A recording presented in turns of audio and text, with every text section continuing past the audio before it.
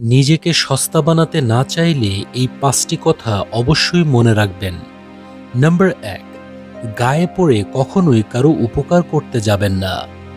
গায়ে পড়ে উপকার করতে গেলে লোকে ভাববে যে আপনি আপনার কোনো উদ্দেশ্য হাসিলের জন্য উপকার করছেন, অথবা নিজের কোনো বড় স্বার্থের জন্য উপকার করছেন।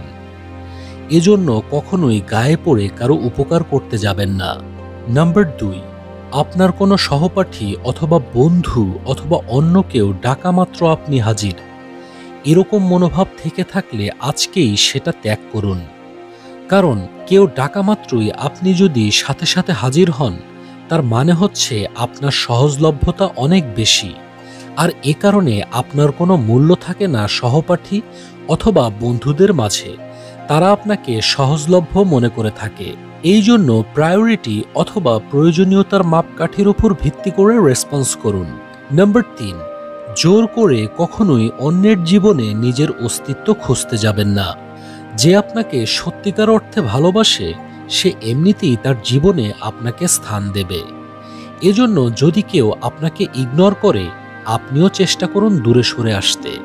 নাম্বার ৪, এগিয়ে গিয়ে অথবা গায়ে পড়ে কাউকে কোনো সৎ উপদেশ এবং পরামর্শ কখনোই দেবেন না।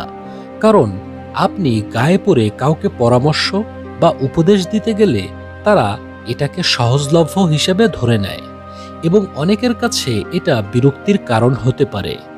এজন্য পরিবেশ, পরিস্থিতি, একজন মানুষের মন মানসিকতা সকল কিছু বুঝে পরিস্থিতি অনুযায়ী তাকে পরামর্শ বা উপদেশ দিতে পারেন। নাম্বার ৫, অন্যের পার্সোনাল ব্যাপারে কখনোই এগিয়ে গিয়ে মাথা মারতে বা নাক গলাতে যাবেন না।